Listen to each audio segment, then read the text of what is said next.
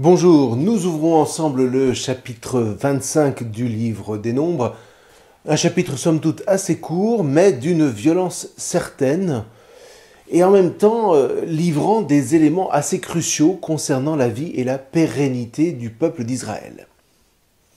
Alors d'abord, le récit des versets 1 à 5. Il touche au problème de fond qui accompagnera Israël pendant toute son histoire à partir de Salomon. Alors bon, je vous rappelle, autant David reste le roi fidèle au Dieu de Moïse, autant Salomon, alors même qu'il aura bâti le temple de Hachem, sur les instructions de son père, s'empressera de préciser l'auteur sacerdotal des livres des chroniques, pour qui, dans le fond, il n'y a eu, en tout et pour tout, qu'un seul véritable roi fidèle, à savoir David. Donc, autant David reste le roi fidèle au Dieu de Moïse, autant Salomon va tomber dans l'idolâtrie, fût-ce pour des raisons tout à fait légitimes, d'un point de vue purement diplomatique à l'époque.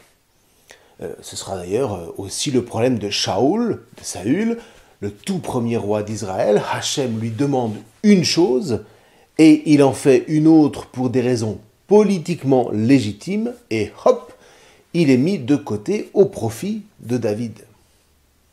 Et puis, évidemment, il y aura le problème de l'exil.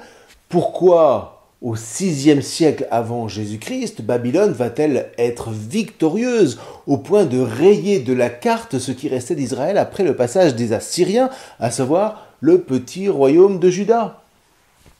Hachem aurait-il donc brisé l'alliance avec Moïse? Et si c'est le cas, mais alors pourquoi sinon? Parce que le peuple se prosternait devant les idoles du pays. Or, on sait que dès Salomon, ces idoles ont été introduites par l'intermédiaire de femmes étrangères dans le peuple. Vous voyez, à part 2 ou 3 exceptions, la plupart des rois qui ont suivi n'ont pas été fidèles à Hachem. Et les divinités païennes ont pollué la vie du peuple qui s'est peu à peu détourné de Hachem, d'où l'exil. Bien. Alors, une fois qu'on a été déporté, qu'est-ce qu'on va faire? Eh bien, on va écouter la mémoire, notamment à travers les prophètes comme Ézéchiel ou Osée, etc. Et puis, on va faire en sorte que le peuple revienne à Hachem. Comment? Eh bien, par l'exemple. Par les chefs, précisément, de sorte que le peuple, à son tour, s'engage sur le chemin de la conversion. Et c'est ainsi qu'au moment du retour, par exemple, quand Esdras revient à Jérusalem, première chose, en tant que chef attaché à la Torah de Moïse, eh bien, il casse les mariages mixtes qui ont pu être contractés pendant les 50 années de crise. Non pas parce qu'il serait méchant, mais parce que la mémoire de la Torah vit en lui, et qu'il sait qu'il faut couper dans le vif de l'idolâtrie si on veut avoir quelque chance de ne pas perdre une nouvelle fois la grâce de Hachem qui a permis ce retour d'exil. Or, cette mémoire, nous dit le rédacteur du livre des Nombres, s'enracine en Moïse. Dès les premiers temps, donc, la question s'est posée, non sans douleur. Et là, ma foi, autant admettre que les termes sont d'une rare violence. On pend les chefs, yaka, c'est pendre et non pas empaler, comme on lit dans certaines traductions, quoiqu'en même temps, ça ne soit pas tellement moins cruel.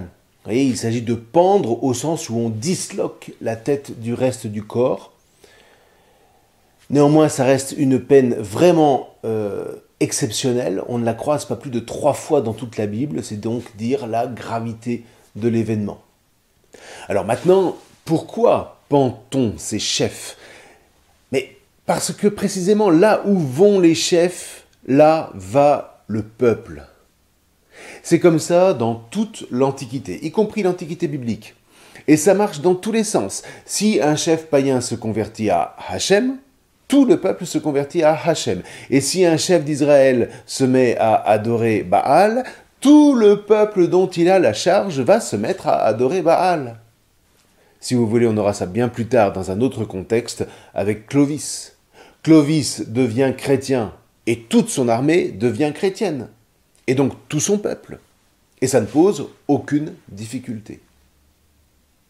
Donc ici, puisque le peuple fornique avec les filles de Moab, eh bien, la responsabilité retombe sur les chefs, rien de plus normal. Donc, on prend les chefs au su et au vu de tout le peuple et on passe en jugement tous les hommes qui ont préféré le joug du Baal Péor, c'est-à-dire du maître de Péor, c'est-à-dire encore de la montagne où Balak a emmené Bilham pour la 3e tentative d'imprécation contre Israël, c'était au chapitre 23. Ou alors, si on le lit dans la tradition du prophète Osée, le Baal, eh bien, c'est l'amant de Péor, c'est-à-dire celui qui a fait commettre l'adultère à Israël, que Hachem aime comme un époux aime son épouse, c'est-à-dire avec qui il est fidèle au contrat qu'il a tranché avec elle dans l'alliance. Et cette fois, ma foi, pas question pour Hachem de susciter l'intercession de Moïse. Vous voyez, c'est aussi enflammé que pour l'épisode du taurillon d'or, sauf peut-être qu'ici, seule une partie du peuple est engagée. Alors on se dit, ouais, c'est quand même violent, et Hachem, si c'est un Dieu comme ça, comment peut-il être en même temps le Dieu dont parlera Jésus comme d'un père? Est-ce qu'on ne tombe pas dans le fanatisme qui élimine tous les opposants pour le seul motif qu'ils ne pensent pas comme Moïse? Difficile question et même inextricable si on lit ce texte comme du journalisme. Encore une fois, allez, bis repetita, one more time. Ces récits sont des récits fondateurs, des récits mythiques, non pas au sens où ce serait une légende, mais au sens où ils posent le cadre de la vie du peuple. Sortez du cadre et vous périrez comme périssent les nations. Voilà ce que dit le texte ici. Et à nouveau, vous voyez, la Torah est charnelle, elle touche à la chair. Si vous êtes révolté, voire même effrayé à la lecture de ce chapitre, tant mieux, c'est le but. Parce que comme ça, en particulier si vous êtes un fils d'Israël des générations à venir, eh bien vous ne vous amuserez pas à jouer avec les Baals, avec les amants qui entraînent loin de Hachem. Et ma foi, tant pis pour les saintes nitouches qui rêveraient d'un Dieu complaisant, débonnaire, ou tout ce qu'on veut, bref, d'un Dieu qui n'en serait pas un et qui ne donnerait aucun cadre. Là, en tout cas, est donné, certes avec sévérité, mais quand même, le cadre de la vie et celui de la mort. Tu sors du cadre qui donne la vie, tu meurs, point final. Et tant qu'on n'est pas choqué charnellement, traumatisé presque par la menace de cette mort programmée dès le moindre petit arrangement entre amants, eh bien c'est sûr qu'on partira flirter avec ses amants et donc la mort à la moindre occasion. C'est tout le rêve de mai 68 qui a transformé l'Occident en guimauve inconsistante en l'espace de 2 générations, mais un Occident qui couvre aujourd'hui une violence qui, faute de cadre, eh bien, déborde dans l'anarchie la plus furieuse, à côté de quoi la brutalité de notre chapitre des Nombres fait office vraiment d'amateur. Donc, vous voyez, vous êtes choqués par ces quelques versets, eh bien, tant mieux, c'est fait pour. Je mets devant toi la vie et la mort, choisis la vie, c'est Deutéronome 30, c'est-à-dire la fin de la Torah. Eh bien, voyez, le chapitre 25 du livre des Nombres explicite clairement ce que mourir veut dire. Et franchement, ça n'a rien de drôle. Et ça n'est même pas fini. À partir du verset 6, voilà un épisode que tous les Juifs connaissent par cœur, avec l'intervention du fameux Pinchas, le petit-fils de Aharon, alors même qu'un fils d'Israël enragé par le style des Femen des années 2010 vient provoquer Moïse, alors même qu'il est en train de pleurer avec toute la communauté pour implorer la miséricorde de Hachem. Voilà que ce fils d'Israël amène une femme madianite, du nom de Casbi, dévoilera le verset 15, et voilà que cet homme entre dans son alcôve, dit pudiquement le texte, sauf que Kuba en hébreu, eh ben c'est de la même racine que Keba, le bas-ventre. Dit autrement, pardonnez-moi la trivialité du propos, mais il la baise devant Moïse. Et là, on est au sommet de la provocation la plus agressive qui soit. Et j'espère que l'épisode vous saisit aux tripes, comme elle saisit aux tripes Pinchas, au point qu'il prend une lance et qu'il transperce d'un seul coup les 2 copulateurs. Précisément au niveau du bas-ventre, là même où ils s'unissent. Or, on s'aperçoit que c'est ce geste de Pinchas qui va faire cesser le fléau. Un fléau qui n'est pas nommé, mais dont on peut imaginer que c'est celui d'un peuple qui sombre dans l'anarchie la plus totale, du style de la terreur de la Révolution française, si vous voulez. Là, il n'y a plus à tergiverser, il faut frapper au plus charnel pour enrayer ce mouvement de folie populaire qui entraîne la mort de quelques 24 000 âmes, nous dit-on. Stupéfaction! 24 000, c'est le nombre requis pour bâtir le temple et pour défendre la terre, dira le livre des Chroniques, comme si le peuple était en train de perdre toutes ses forces vives. Alors maintenant, comment expliquer que le geste de Pinchas fasse cesser le fléau? Ma foi, l'expression est la même qu'au chapitre 17, au verset 12, où on nous disait que Aharon avait dû courir, vous vous souvenez, au milieu de l'assemblée pour mettre l'encens sur un brasier de l'autel et faire le rite d'expiation. Comme si ici, le rédacteur nous disait que Pinchas avait accompli un acte sacerdotal. Alors, non pas au sens d'un sacrifice, puisque la Torah ne tolère pas les sacrifices humains, et de toute manière, les deux protagonistes étaient dans l'impureté la plus totale, donc sous tous les points de vue, aucune offrande n'est envisageable ici, mais il n'empêche. C'est bien en tant que prêtre que Pinchas va intervenir, et les versets 10 et 11 assimilent son acte à une intercession rendue d'autant plus nécessaire que toute la communauté était menacée.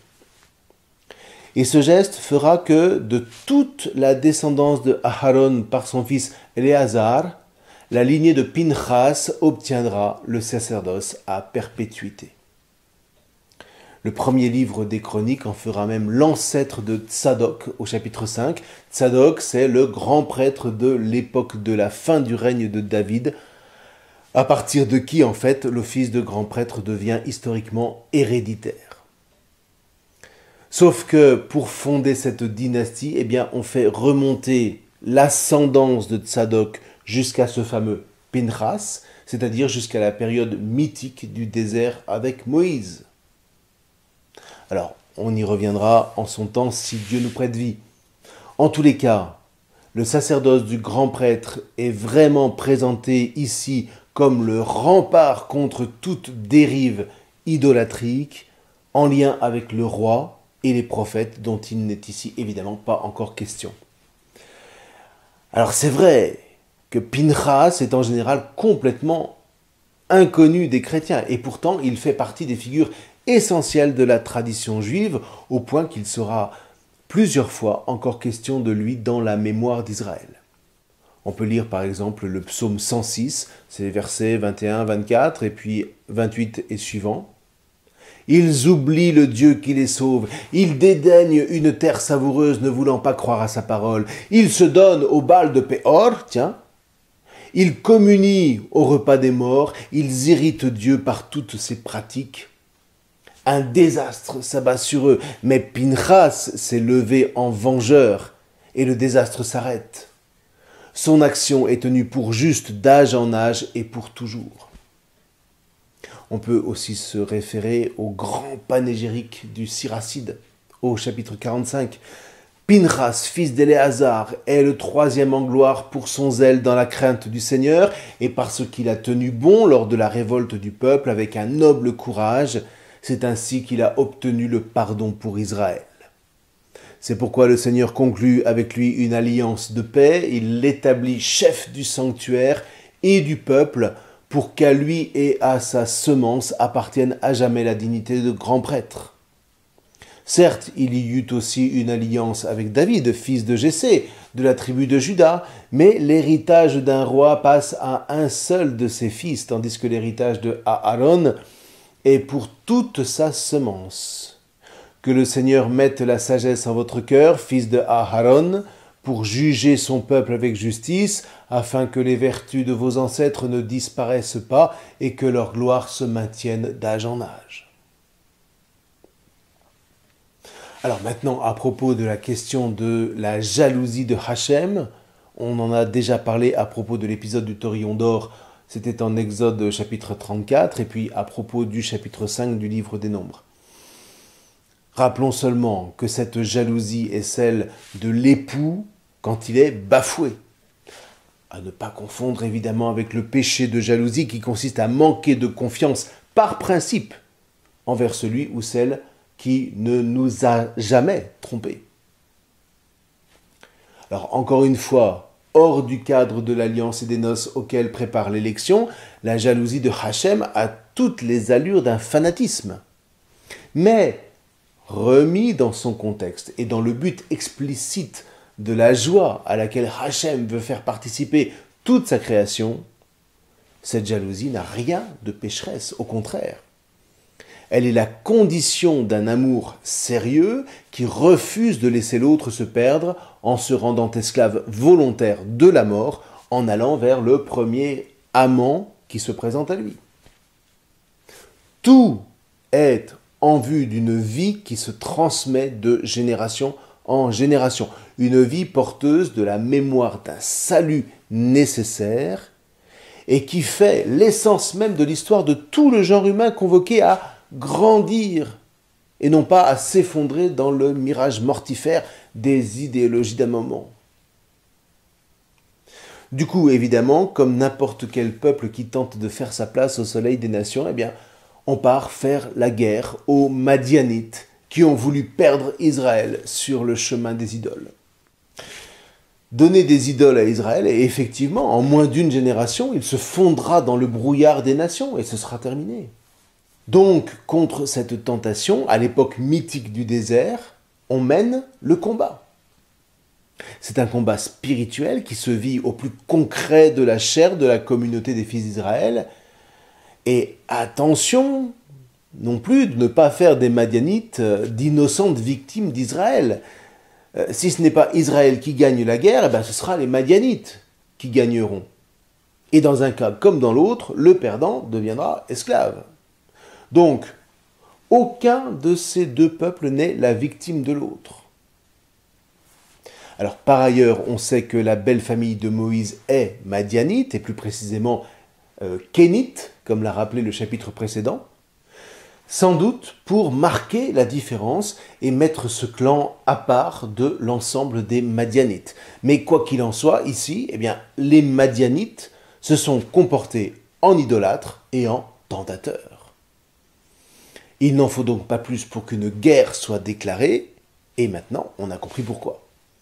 Parce que c'est tout simplement l'avenir qui est en jeu, et c'est une véritable leçon de courage qu'en définitive, ce chapitre 25 va nous présenter, et présenter évidemment aux générations qui vont suivre. Particulièrement les générations qui reviennent d'exil et à qui le prêtre Esdras va prendre le temps de proclamer l'ensemble de la Torah, consignée désormais par écrit dans les rouleaux pour la lecture publique, une lecture d'autant plus nécessaire qu'elle façonne l'âme de cette communauté qui prend conscience qu'elle n'est pas seulement constituée de la foule réunie ici et maintenant, mais de toutes les générations qui la précèdent et les générations qui lui succéderont. Alors voilà, je vous souhaite avec tout ça une bonne lecture de ce tout petit chapitre. Nous verrons la suite la prochaine fois. Je vous remercie.